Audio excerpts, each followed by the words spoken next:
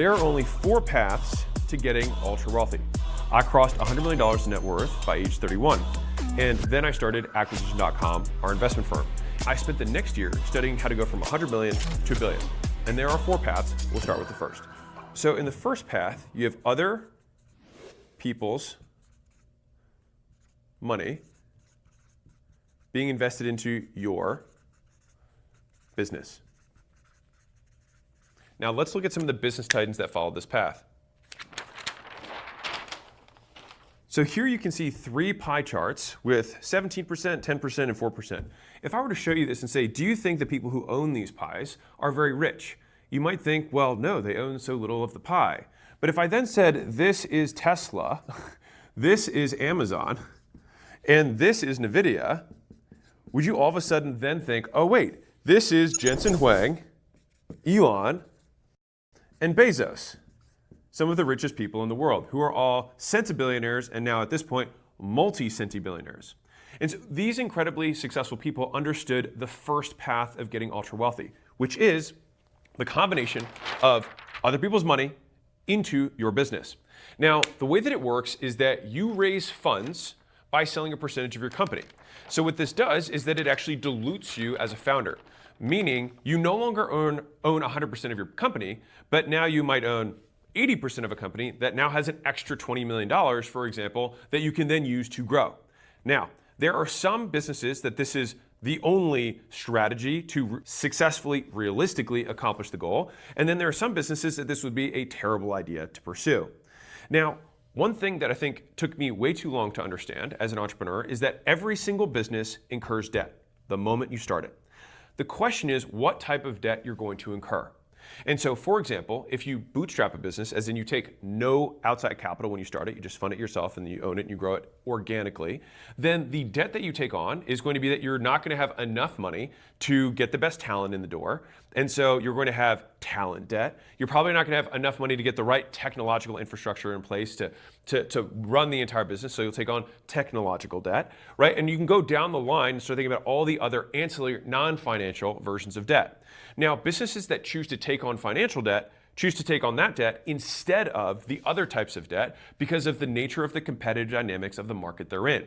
And so those types of businesses typically are in businesses that take a tremendous amount of capital to start up and scale, or they're in winner-take-all markets where speed is the primary objective of the business so that they can capture the opportunity and then fundamentally become monopolies of a new type. So Facebook, for example, became a monopoly of attention to a large degree. Now, because there are other social media platforms, they get away with that, but they have created a big moat around all of the attention that exists in media. And so for them, there's only one real big social network that was going to exist. And so they then captured it. Of course, LinkedIn was like, well, is there a version of that we can do for business professionals? And then they captured that. Now, can you imagine now another professional social media platform being like, oh, we're now starting up. It's like, there's no room for you. Right? It's already done. That market is captured. And so when there were other companies that were competing for the same market, and the people who were able to raise the most money, spend the most money the fastest, attract the best talent, were able to capture it the fastest, then sealing their competitive moat to keeping that as a long-term cash cow over the long haul. Which means that those businesses lose a tremendous amount of money for a short period of time, and then they're able to kind of get over the hump and then become cash machines. And so, for example, Amazon was unprofitable for 9 years, famously. And there's an interview of Jeff Bezos getting grilled on the Tonight Show, I think, with Jay Leno. Is it Jay Leno? Yeah, with Jay Leno. And he's like, you guys don't make any money. And Jeff Bezos just gives it, he does this like weird laugh.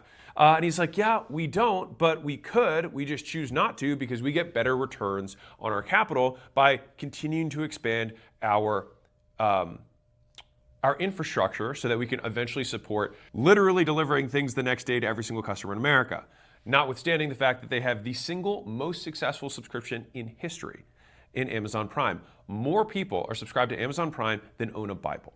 They have over 300 million subscribers. That's almost every single person in America is subscribed to a digital subscription for $99 per year, which I think now is $135, to have the ability, the privilege of shopping on their platform and getting faster shipping.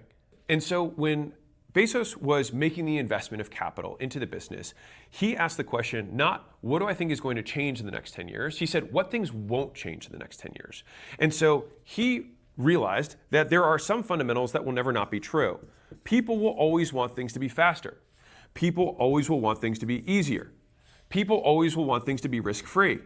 And if you can create an outcome that is desirable, fast, easy, and risk-free, then you have an incredibly valuable business. And so this corresponds with the value equation in the $100 Million Offers book. And so time delay is speed, ease is going to be your effort and sacrifice, perceived life of achievement is your risk, and then the dream outcome is making sure that you're not just making things fast, easy, and risk-free that no one wants.